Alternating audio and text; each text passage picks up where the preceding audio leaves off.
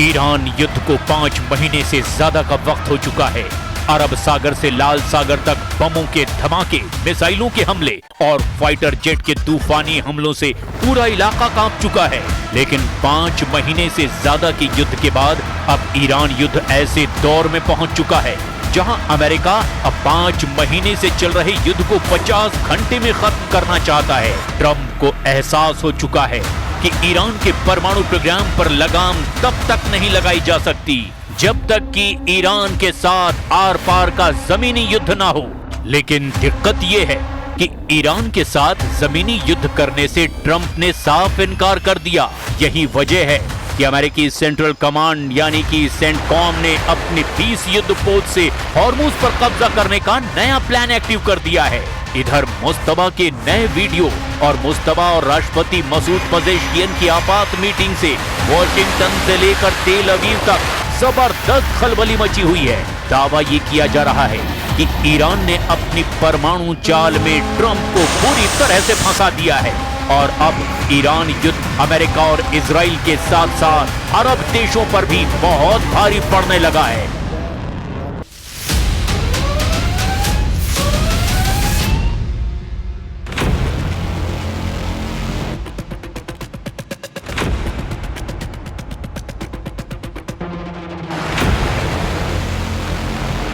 मध्य पूर्व का नक्शा इस वक्त बारूद के उस ढेर पर खड़ा है जहां से निकली एक छोटी सी चिंगारी पूरी दुनिया की अर्थव्यवस्था और सैन्य संतुलन को तबाह कर सकती है।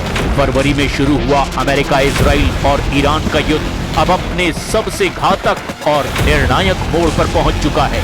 फारस की खाड़ी से लेकर यमन के मोचा तट तक और तेहरान के गुप्त बंकरों से लेकर वॉशिंगटन के ओवल ऑफिस तक अगले 48 घंटे इतिहास की दिशा बदलने वाले हैं।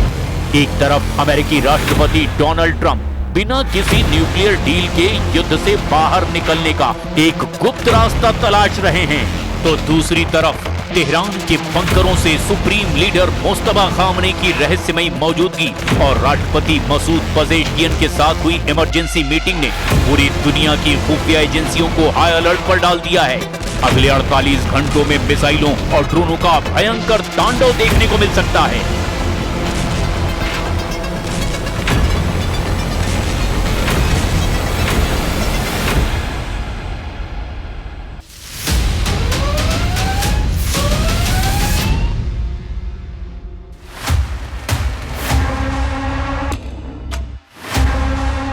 अमेरिकी media the wall street journal ने ईरान युद्ध पर ट्रंप के नए एग्जिट प्लान पर बड़ा खुलासा और दावा किया है। अमेरिकी राष्ट्रपति डोनाल्ड ट्रंप ईरान के साथ बिना परमाणु समझौते के भी जंग खत्म करने पर विचार कर रहे हैं। वॉल स्ट्रीट जर्नल के मुताबिक अमेरिका की एक बड़ी शर्त हॉर्मुज स्ट्रेट को पूरी तरह से खोलना है। अगर ईरान वहां से गुजरने वाले कारोबारी जहाजों को बिना किसी रुकावट के आने जाने देता है तो अमेरिका जंग से पीछे हट सकता है। रिपोर्ट के मुताबिक राष्ट्रपति ट्रंप पिछले कुछ हफ्तों से इस योजना पर लगातार काम कर रहे हैं। उन्होंने अपने सीनियर अफसरों से कहा है कि अगर ईरान हॉर्मुज स्ट्रेट खोल देता है तो अमेरिका औपचारिक परमाणु समझौते के बगैर भी संघर्ष खत्म करने को तैयार हो सकता है। पहले अमेरिका की सबसे बड़ी शर्त ईरान के साथ नया परमाणु समझौता करना था, लेकिन जंग लंबी खींचने के बाद उनका फोकस बदलता दिखाई दे रहा है।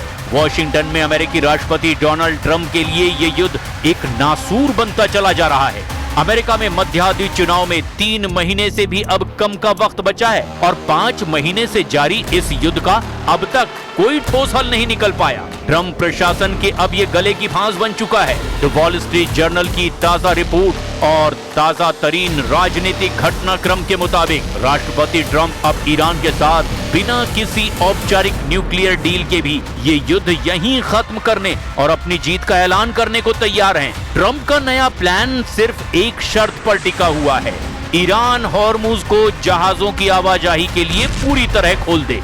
लेकिन तेहरान ने ट्रंप के इस फेस सेविंग एग्जिट प्लान पर पानी फेरते हुए बेहद कड़ी शर्तें रख दी है। अरबों डॉलर का मुआवजा ईरान ने अमेरिका से युद्ध के दौरान हुए नुकसान के मुआवजे के तौर पर मांग लिया है।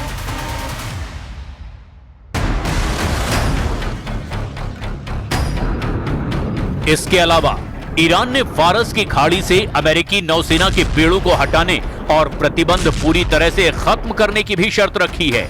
ईरानी विदेश मंत्री अब्बास अराक्ची का कहना है कि ओमान की मध्यस्थता से एक अस्थायी समुद्री मार्ग बनाने पर बात चल रही है, जिसमें जहाज ईरान की तरफ से प्रवेश करेंगे और ओमान की तरफ से निकलेंगे। लेकिन जब तक वॉशिंगटन ईरान की शर्तें नहीं मानता, तब तक हॉर्मुज को पूरी तरह से नहीं खोला जाएगा।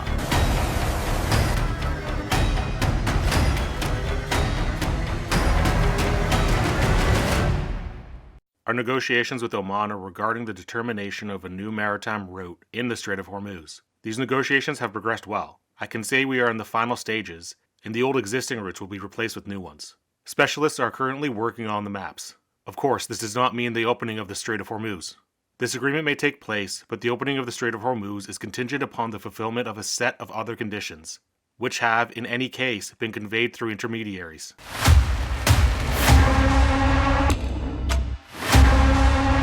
इस आपातकालीन मीटिंग के दो बड़े मायने निकाले जा रहे हैं। पहला और सबसे बड़ा सबूत ये कि मुस्तफा खामनेई जिंदा हैं और युद्ध रणनीति को सीधे कंट्रोल कर रहे हैं। और दूसरा मतलब है ईरानी हुकूमत के भीतर आर्थिक और सैन्य नीतियों को लेकर भारी तनाव के बीच मुस्तफा की जबरदस्त पकड़ दिखाना।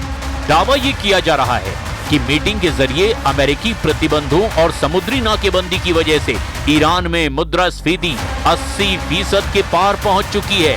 उसे लेकर ईरान के भीतर बुनियादी खाद्य सामग्री का संकट गहराता जा रहा है और इसे लेकर मुस्तफा ने कई बड़े फैसले किए हैं। वहीं खुफिया सूत्रों का दावा है कि इस बैठक में रिवोल्यूशनरी गार्ड्स यानी कि IRGC के नए प्रमुखों को निर्देश भी दिए गए हैं कि यदि अमेरिका और इजराइल ने दबाव कम नहीं किया तो फारस की खाड़ी में व्यापारिक जहाजों पर हमले और तेज किए जाएं।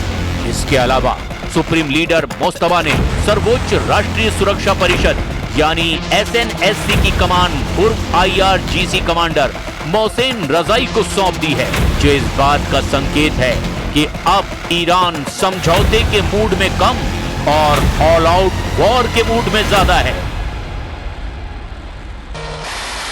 برادر گرامی جناب آقای دکتر محسن رضایی، با توجه به تجارب ارزشمندتان بدین وسیله جناب عالی را که از پیشگامان دوره پرافتخار 8 سال دفاع مقدس هستید به عنوان نماینده خود در شورای عالی امنیت ملی منصوب می کنم. امیدوارم در انجام این مسئولیت مهم کمال موفقیت را کسب نمایید.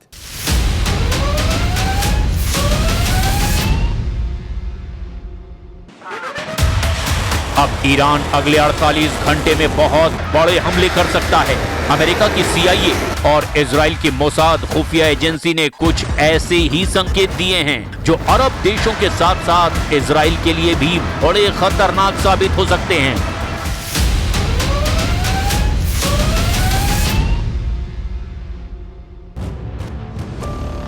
ईरान सऊदी अरब की आरामको ऑयल इंफ्रास्ट्रक्चर पर हमला कर सकता है। जजान और रास तानूरा में आरामको के तेल ठिकाने ईरान के निशाने पर हैं। दावा तो ये भी किया जा रहा है और इराक के शिया मिलिशिया द्वारा स्वार्म ड्रोन और क्रूज मिसाइल अटैक सऊदी अरब पर हो सकते हैं। दावा ये भी है कि ऐसा इसलिए किया जा रहा है ताकि नए सऊदी तुर्की पाकिस्तान समझौते को नाकाम करके तेल की वैश्विक आपूर्ति को रोककर पश्चिमी देशों पर दबाव बनाया जा सके। हॉर्मुज और ओमान की खाड़ी में ईरान हमला कर सकता है। ईरानी रिवोल्यूशनरी गार्ड्स यानी कि IRGC की नौसैनिक नौकाओं और एंटीशिप बैलिस्टिक मिसाइलों जैसे फतेह 2 या फिर सेजिल के द्वारा तेल टैंकरों पर हमले किए जा सकते हैं।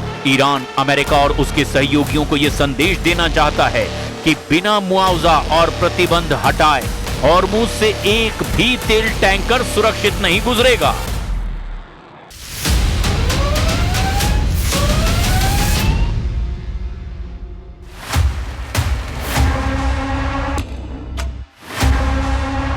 हॉर्मुज पर तनाव के बीच अमेरिका ने ईरान के खिलाफ नाकेबंदी तेज कर दी है। अमेरिका के 20 से ज्यादा युद्धपोत मिडिल ईस्ट में सैन्य मिशन के लिए तैनात किए गए हैं। अमेरिकी सेंट्रल कमांड यानी सेंटकॉम के मुताबिक इस मिशन में ईरान के खिलाफ नाकेबंदी को सख्ती से लागू करना भी शामिल है। ये तैनाती स्ट्रेट ऑफ हॉर्मूज के आसपास बढ़ते तनाव के बीच की गई है। सेंट्रल कमांड का दावा है कि 9 अगस्त तक सेंट्रल कमांड ने नाकेबंदी का उल्लंघन करने वाले 55 कमर्शियल जहाजों को रास्ता बदलने पर मजबूर किया। 2 जहाजों को हमला करके बेकार कर दिया, जबकि 2 जहाजों पर चढ़कर जांच की गई है। अमेरिकी युद्धपोतों की तैनाती ऐसे वक्त में हुई है जब ईरान और ओमान हॉर्मूज में एक नए शिपिंग रूट पर समझौते के बेहद करीब हैं।